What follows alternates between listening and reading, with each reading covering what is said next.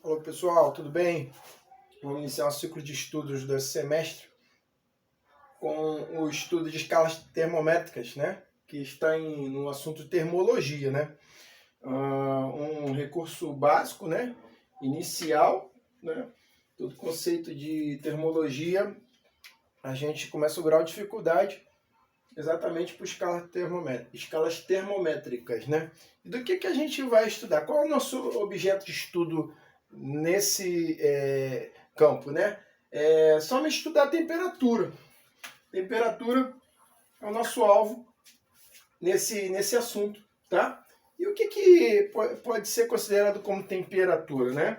Temperatura, ela está ligada a algo microscópico, né? Que acontece lá internamente, na ordem do 10 a menos 10 metros, que é o angstrom, né? É o grau de agitação intermolecular resultante da energia cinética, tá? A nível microscópico, como eu falei, né? E também falei da ordem de 1 angstrom, né? Que é a escala do muito pequeno, né? Atômico, né? E aí, aqui é uma ilustração do que a gente poderia falar que tem ligações moleculares ou até atômicas, né? Formando uma rede cristalina, que a gente poderia chamar de uma rede de átomos interligados. Essas arestas aqui de um cubo seria a energia de ligação delas, né? Ou seja, uma estrutura BCC, né? Ligado por forças moleculares que vêm da onde? Do eletromagnetismo, né? Portanto, imagina uma rede desse aspecto, aqui seriam as moléculas, o grau de agitação vai ficando maior à medida que você fornece a energia de forma térmica para esse elemento, né? ou esse arranjo intermolecular, ok? Imaginando aqui vibração, quanto mais vibração tiver, mais energia de movimento, mais energia cinética, e aí, por consequência, macroscopicamente a gente vê o aumento da temperatura desse corpo, ok? Então é isso que acontece lá no muito pequeno, ok? Então, a referência no estudo do grau de agitação intermolecular, ele se dá o quê? Como é que a gente vai medir essa quantidade, essa grandeza? Através de pontos fixos. E a gente escolhe o elemento mais abundante da natureza, que é a água, tá bom? Então, os pontos fixos da água, que é um dos 7, né, estados físicos, né, propriedades físicas da matéria, né? Perdão, estados físicos não, propriedades físicas da matéria, né? E esses são os pontos fixos, que seria o ponto de fusão e o ponto de ebulição daquele elemento. Por que a gente pega esses elementos, né, da água no caso? A gente vai ter uma referência, né, de todas as escalas termométricas, ou seja, as unidades dessa grandeza, temperatura, né, que a gente vai conseguir equiparar, ok? E a gente vai ver que isso é uma funçãozinha do primeiro grau, bem tranquila, tá bom? Então, realmente falando, ele vai remeter ao grau de agitação intermolecular resultante da energia cinética ou de movimento a nível microscópico, tá? É isso que a gente vai trabalhar aqui. Como medimos a temperatura, né? E aí a gente vai para uma outra pergunta. Como é que a gente vai medir tudo isso, né? Já falamos como a temperatura se comporta e aí fisicamente, como é que isso é trabalhado, né? É por meio das escalas, que é exatamente o que nós vamos trabalhar a partir de então, tá? Um instrumento para que se faça a medição disso, né, na prática, é o termômetro, tá? Ele é capaz de medir a temperatura, como por exemplo, o bulbo de vidro com álcool colorido, vermelho, no caso, a gente coloca aqui embaixo do braço, e aí aquilo vai elevando até entrar em equilíbrio térmico com o nosso corpo, no mesmo nível de agitação molecular do nosso corpo, e aí nos dá aquela temperatura com medição numa escala calibrada, às vezes em grau Celsius, ou grau Fahrenheit, ou Kelvin, ou até uma outra unidade, que normalmente a gente trabalha essas duas. Muito difícil, a Kelvin é utilizada mais em laboratório para medição de coisas precisas. Ok, pessoal? E aí, a gente tem também, além desse bulbo de vidro, a gente tem um termômetro com sensor digital também, né? Que são os mais modernos, né? Então, a gente vai fazer a equiparação dessas escalas através de uma referência utilizando o que a gente acabei de falar, né, os pontos fixos da água, né, que seria o ponto fixo de ebulição, ok? E o ponto fixo de fusão do gelo, né? Ebulição da água e fusão do gelo, tá? E aqui estaria a nossa referência, tá? A gente vai fazer aqui essas linhas horizontais, elas equivalem ao mesmo nível de grau de agitação térmica que aquele elemento está nas escalas subsequentes, tá bom? Então a gente vai fazer uma bem simples equiparação proporcional aqui, tá? Que aí seria o quê? Se eu quiser equiparar o grau Kelvin, né? Perdão, o Kelvin, a escala absoluta, que não tem grau, né? Kelvin, para grau Celsius, grau Fahrenheit, e a gente escolher uma escala arbitrária, que eu vou criar a minha escala arbitrária, que chamei de graus Le, de Leandro, como é o meu nome. Então a gente vai falar que cada um vai atribuir o seu ponto fixo, o valor do ponto fixo, tá? Kelvin, né? Lord Kelvin, que foi um grande físico, né, na sua época, ele atribuiu para o ponto de ebulição 373 Kelvin. E no ponto de fusão do gelo, 273 Kelvin. Tá? Lembrando que essa escala absoluta é uma escala de referência que o 0 Kelvin significa que a energia cinética daquele elemento, da água, no caso aqui equiparando, é nula, ela está parada, o que é impossível fisicamente falando, né? Mas 0 Kelvin significa inércia total da ligação intermolecular, tá ok? E aí nós vamos fazer o quê? Essa referência aqui, tá? Que é o que eu quero achar, vai ser a minha variação inicial, que é K menos 273, tá? K menos 273 está para a variação maior, tá? Esse mesmo nível energético. 373 menos 273. Portanto, se a gente fizer 373 menos 273, nós vamos encontrar o fator 100. Isso equivale a dizer que a escala absoluta Kelvin é uma escala também centígrada, ok? Então vamos fazer as referências aqui de cada uma delas.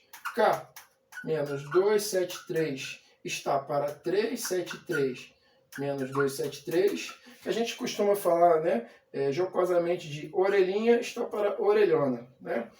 Aqui, ó, se a gente for equiparar o mesmo grau de agitação térmica, vamos ver que temos a escala Celsius, que é uma escala muito consagrada, também conhecida como escala centígrada. Por que ela é uma escala centígrada?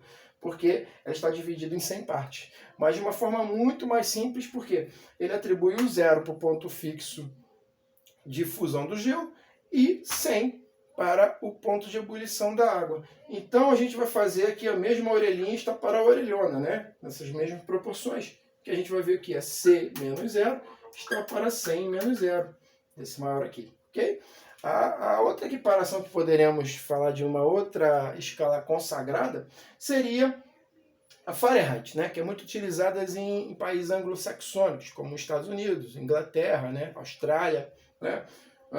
A gente vai falar aqui que esse intervalo aqui seria o Fahrenheit, que foi o cientista que deu, né, forma a essa escala. Ele atribuiu para o ponto fixo de ebulição 212 graus Fahrenheit.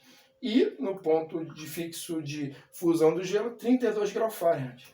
Se a gente subtrair, né, esse intervalo, 212 menos 32 vai dar 180. Então é dividido em 180 partes. Tá? Aqui nos outros dois, 100, como nós falamos.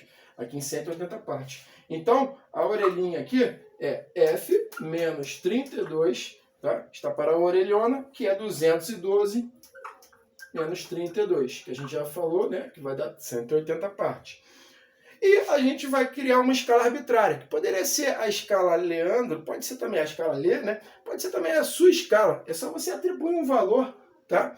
Para o ponto de fusão, que aqui no caso, e o ponto de ebulição, tá? Nesse mesmo nível. Então, eu atribuí para o meu ponto fixo de fusão do gelo 20 graus Lê, né? E o meu ponto de ebulição, né, da água 160 graus Lê, tá bom? Então ficaria o quê? Esse meu intervalinho, Lê menos 20, tá? Que é 20 positivo, está para 160 menos 20, ok? Se a gente for fazer essas equiparações aqui, nós vamos chegar à seguinte conclusão. Vamos lá. como que vai ficar isso aqui, né?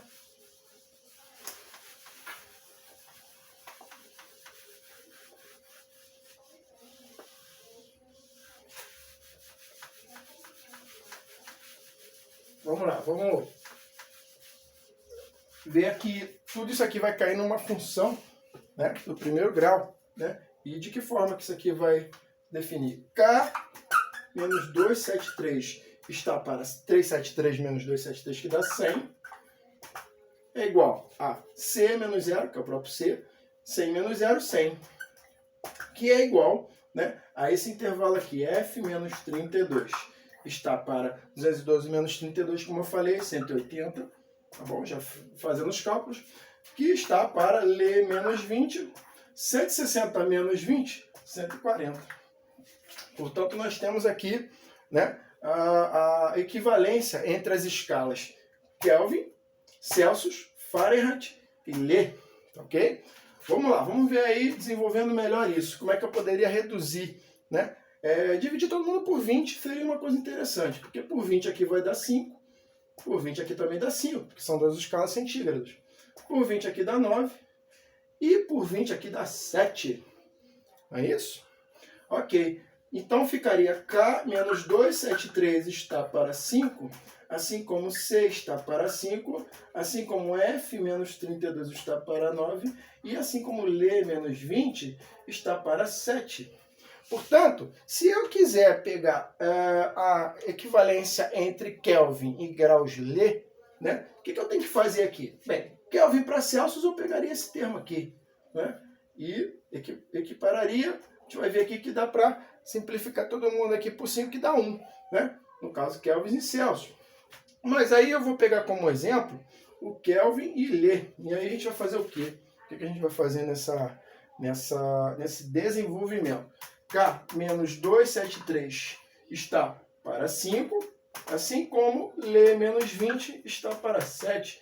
Então, como é que fica a minha referência aqui? Produto dos meios é o produto dos extremos, não é isso? Então, 5 Lê menos 100, que é 5 vezes 20 que dá 100, é igual a 7K menos 273 multiplicado por 7 dá 1.400, mais 7 vezes 7, 49, 1.449, mais 21, 1.450, 1.470, se não estou enganado, ok?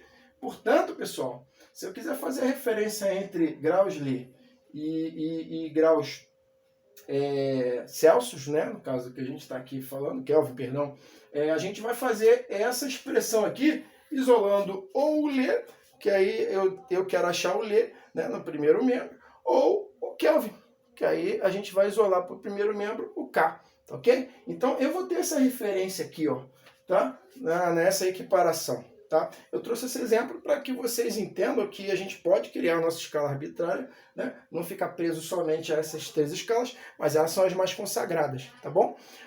No próximo vídeo a gente vai falar um pouquinho sobre o gráfico, como é que a gente vai montar esse gráfico das funções aqui, que tudo aqui a gente tem funções de duas grandezas, de duas em duas, né? Que a gente vai trabalhar, tá bom? E vamos também analisar mais outros exemplos e fazer um exercíciozinho para a gente ficar afiado, tá? E a lista de exercícios vai na próxima aula, tá bom?